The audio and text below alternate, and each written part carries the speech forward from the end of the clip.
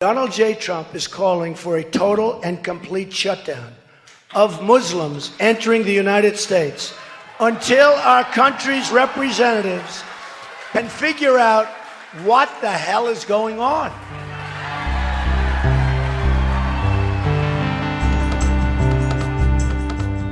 Hello and welcome to Entry Denied, a podcast series about U.S. immigration policies in the era of Donald Trump.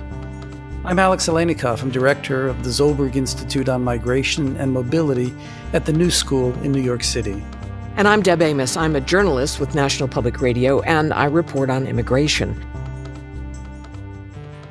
On this episode, we're talking about the Trump administration's very first measures immediately after taking office in January 2017. And we're going to talk to two people who were directly affected by those measures. During the presidential campaign in 2016, candidate Donald Trump promised a ban on Muslims coming to the United States. And he also promised a pause in the U.S. refugee program, in his words, until we figure out what the hell is going on. Trump acted quickly. Some might say decisively, others might say impulsively. Alex, you can take your pick on motivation, but in those first weeks after the inauguration, the priorities were clear. The so-called Muslim ban, that sparked protests across the country. Lawyers and supporters, they swarmed the nation's airports. Then came the court challenges. The administration rolled out 3 versions of that ban, and they hit on wording that would finally pass muster with the Supreme Court. At the same time, the Trump administration suspended the refugee program. The problem, said the administration, was security. There just wasn't enough of it. And their solution dramatically slashed the number of refugees to the lowest number since the program began. First, we hear from Yeganeh Torbati, a journalist from ProPublica who has covered the Trump travel bans from the beginning.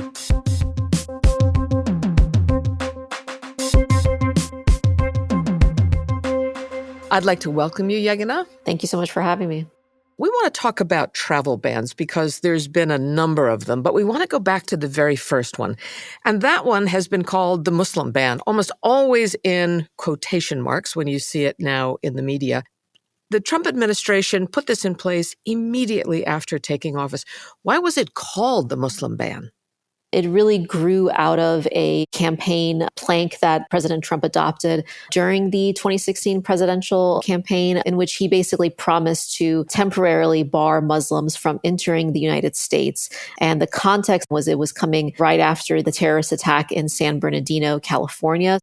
As soon as he entered office, his administration issued this travel ban. And the countries that the first travel ban applied to, Iran, Iraq, Syria, Libya, Yemen, Sudan, and Somalia, those countries are majority Muslim. And so that is how this evolved and why it was immediately referred to as the Muslim ban, particularly by the administration's critics. What justification did they offer for the ban and for the countries they had chosen? So we have to bar their citizens from entering in order to protect Americans from terrorist attacks. People who analyze these issues, though, say that that is a pretty thin argument when you look at how many terrorist attacks on Americans have been carried out by citizens of those countries. This was one of the first measures that the Trump administration carried out. It was a surprise even in his own administration. Can you talk a little bit about the public reaction? Sure. Now it's not surprising when the Trump administration introduces something that is not all that well thought out. But this was our first experience with the Trump administration and how it would behave. And what they showed us was that they put no time or effort into coordinating this action across different agencies. It later came out that leaders of the Department of Homeland Security and one of its component agencies, Customs and Border Protection, had no idea how to implement this ban, and just led to mass confusion. That confusion led to people being held for hours and hours at U.S. airports. We saw a lot of protesters flooding the airports, calling for the release of these individuals who had been detained and also calling for suits over the travel ban and the repeal of the travel ban and trying to put pressure on the administration. There was also a remarkable organizing by lawyers. How was that coordinated so quickly? Absolutely. I remember covering the protests that weekend at Dulles Airport in Virginia, which is one of the main airports for the DC area. And there were lawyers who were there holding little cardboard signs that said free legal advice. My understanding is that a lot of that stuff came about naturally and through professional networks, that it came about really spontaneously. Even lawyers who had had no experience in immigration law wanted to contribute and wanted to do something to help these people who were detained. Once the lawyers got involved and filed lawsuits, there were a number of court decisions around the country in which the lower courts prevented the government from putting in place the initial ban. It then went through a second version and a third version and eventually got to the Supreme Court, where the administration's justification for the ban as a security measure was upheld. The third version of the ban that came out in September 2017, and which the Supreme Court ruled on in June 2018, it included exceptions to the ban for certain categories of visas. It included a waiver process by which people subject to the ban could try to get in anyway if they fulfill certain requirements. And it removed Iraq. It added Venezuela, certain very specific categories of Venezuelans, and North Koreans, two countries which are not majority Muslim. So the administration was able to argue that this ban is not a Muslim ban. It's not targeted towards people of any one faith. And the Supreme Court accepted that argument. There was a very vigorous dissent. Can you talk about what the dissent said?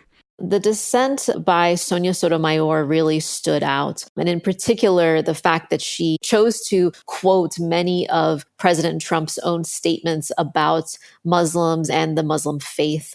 She strongly felt that the conservative justices, the 5-4 majority, had chosen to ignore President Trump's evidence of animus and hostility towards the Muslim faith. She also pointed to the lack of a strong security justification for the ban, and said that this policy is really inexplicable by anything but animus. We lived with this initial ban for a couple of years, and it had quite an impact on keeping people out. And then a new group of bans came in early 2020. Can you talk about those presidential actions? They added visa restrictions and bans on Nigeria, Kyrgyzstan, Eritrea, Myanmar, Tanzania, and Sudan. And these countries, most of them are in Africa, and so it was referred to as the Africa ban. And particularly Nigeria, it's an incredibly populous country. It's now by far the largest country under a travel ban. And so this was, very clearly an extension of the administration's initial policy. There was very little public reaction. There was no crowds at the airport. There was no squads of lawyers who came out on the streets. Is this because the administration learned how to roll out these policies? The State Department and DHS, the Department of Homeland Security, had experience at this point with implementing a ban of this sort. And so they could make sure that people weren't caught up in it unexpectedly.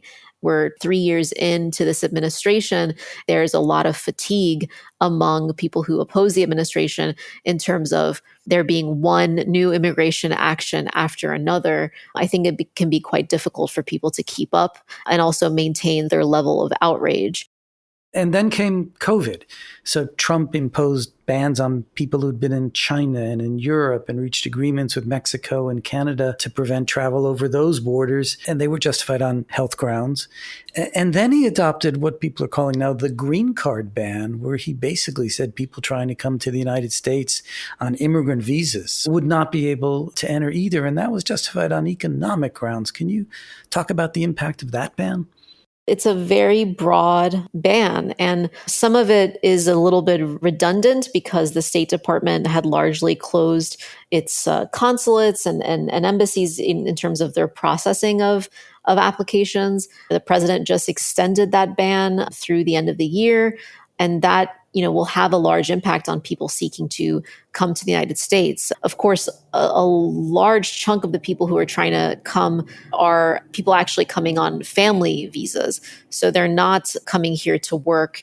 Those people are being excluded now on the basis of these coronavirus restrictions and on the basis of protecting the U.S. economy. What you're describing here, Yegana, is a government that wanted to keep Muslims out, but they called it a security ban. And now a government that wanted to keep out families, but they called it a COVID ban. Is that a fair description of what the administration has done?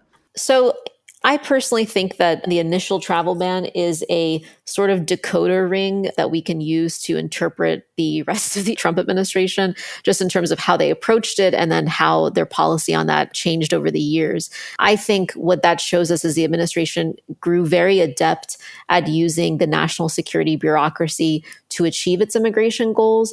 And I think that now the administration is using the powers that it has through public health laws and the president's power to protect the United States. They have figured out how to use that to also achieve their immigration goals. A lot of countries have put in place travel and immigration restrictions, but they do it in a very different way. So people coming into those countries have to face a 14-day quarantine instead of being banned outright. The administration could have decided to go that route, but they didn't. They decided to go much, much broader. And I think that gives you a hint as to what their real intention is here.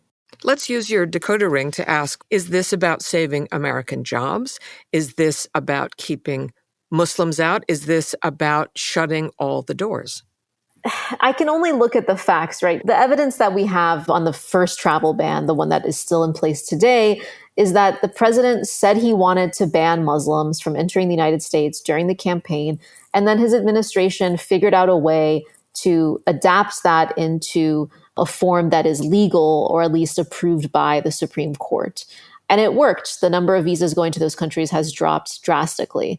I covered refugee issues quite a bit. Yes, the administration has cut refugee admissions, but certain types of refugee admissions have gone down way, way more than others. And those types are people from the Middle East and Africa and Muslims, whereas the number of European and Christian refugees has gone way up. For me, it's very hard to divorce the impact of these immigration restrictions on certain regions and on certain religions and what members of the administration, including the president, have said, privately and publicly.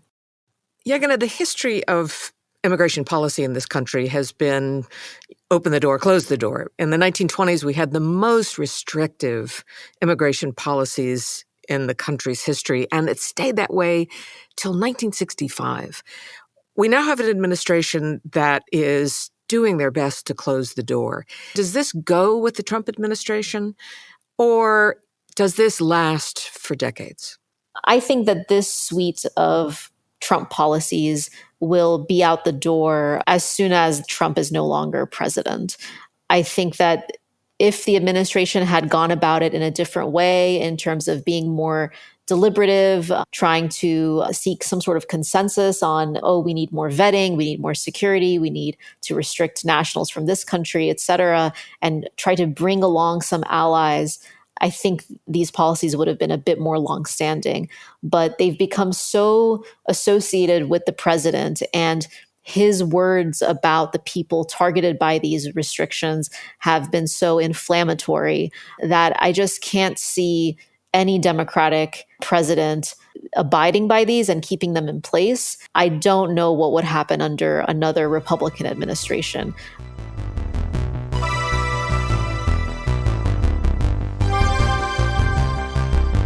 That was Yegana Torbati. She reports for ProPublica. Now we're going to hear about the second part of those early measures, the administration's unraveling of the U.S. refugee program. We spoke with Dr. Molly Carr, president of Jewish Family Services, an agency that helps resettle refugees in Buffalo, New York. Jewish Family Service is one of 4 organizations in Buffalo that resettles refugees. Up until the last few years, about how many refugees a year were being resettled in Buffalo? We were doing between 1,000 to 1,200 refugees a year being resettled here. Refugees from around the world, Ethiopia, Eritrea, Burma, Bhutan, Syria, Iraq. So we've had, very healthy refugee population here in Buffalo with about 15,000 refugees resettled in the last 2 decades. Buffalo is uniquely set up to be able to receive refugees, to help them integrate, and to help them become part of our larger society. We see refugees starting businesses, becoming engaged in civic organizations, running for office.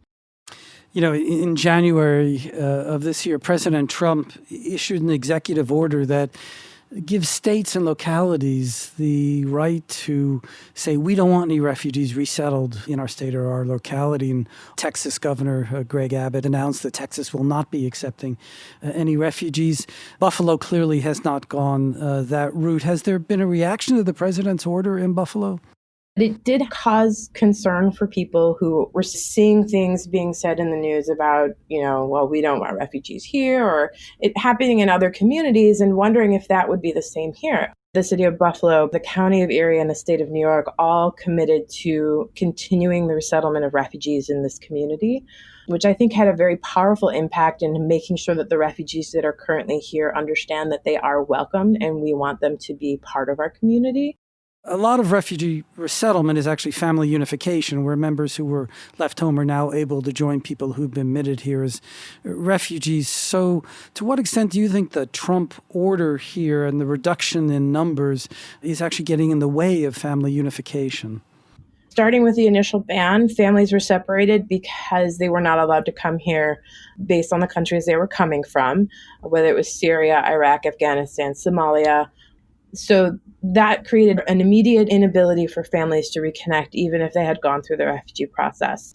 And then additionally, this significantly reduced numbers is also having an impact on the ability for families to reconnect. The longer they wait, the more likely they are to fall out of the process, because every single step in the overseas processing piece has a timeline. And if one of those timelines expires, the refugee will have to go back and start that process again, which may result in them having another timeline and another piece of the process expire. So what I'm hearing you say is the impact of the Trump administration's policies here are, number one, fewer refugees coming in, meaning fewer people are having their lives advanced by being able to be part of the resettlement process. Secondly, the community itself may not be getting the benefit of having refugees in the community. As you said, they've helped to rebuild Buffalo. And then thirdly, the refugees who have been resettled may be harmed, one, by the negative rhetoric coming out of the federal government, but two, by the delay in family unification. Is that the right way to summarize the harms that you've identified here? Absolutely. Part of the refugee integration process is for refugees to build relationships with our social institutions, our local government, our police. With all of these things happening, it detracts from their ability to start trusting those social institutions, and it detracts from their ability to continue in their integration process. Because to be able to effectively live in a society and a community, you have to trust that those people who are supposed to be helping you are looking out for you and looking out for your best interest. And if we start at the national level saying we're not going to bring these refugees to the United States for whatever reason, you start throwing off that balance and that ability to gain trust in those social institutions. That's Molly Carr, president of Jewish Family Services in Buffalo. Alex, you talked to a Syrian refugee who lived through these early measures. He also is in Buffalo. That's where he resettled with his family. I talked to Najati Aitoglo, who came to Buffalo with his parents just before the administration suspended all resettlements in January 2017. His brother and his brother's family stayed in Lebanon, however, because they were caught in the Trump ban. That family eventually was resettled in Norway. Here is Najati's story, as told to us through a translator. It was a very difficult trip from our area in rural Damascus. Life in Lebanon was extremely difficult. There were a lot of Syrian refugees there, and it's a lot of hardships for everyone. We have the UN documents as refugees, but the Lebanese state doesn't recognize our status as refugees, so we were under the threat of getting expelled from the country any minute, any day. So life was very hard from 2013 till 2016. First, my mother and father traveled here before me, a month before. Then I followed, and we left my brother and his family behind. They couldn't follow us. So my mother passed away before she got to see my brother. And when my father tried to obtain his visa to Norway, they couldn't give him a visa.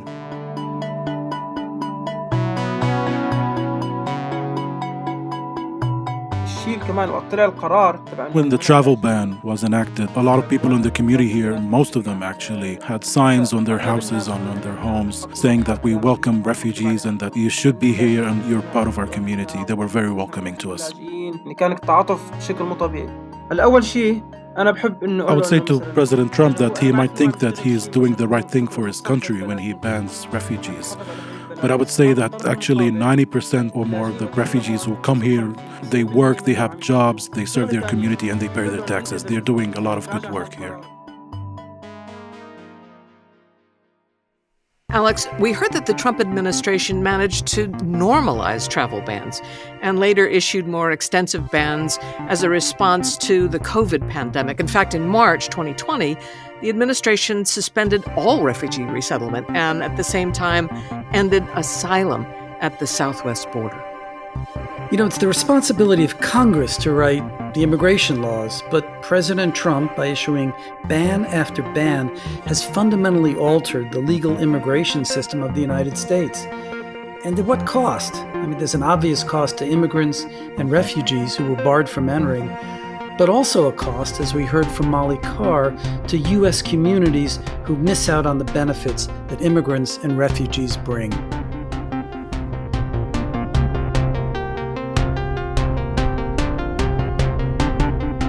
That's it for this episode of Entry Denied. Thanks for joining us. Check out our show notes on entrydeniedpodcast.com, and you'll find a lot of resources to help you go even deeper into some of these issues we've talked about. We'd like to thank our producer and engineer, Sahil Ansari, and production assistant, Aaron Johnson. Our music is composed by Eli Aleinikoff. And please subscribe to the show on Apple Podcasts, Spotify, or wherever you're listening to this. Leave us a review, too. We'd love to hear from you. See you next week.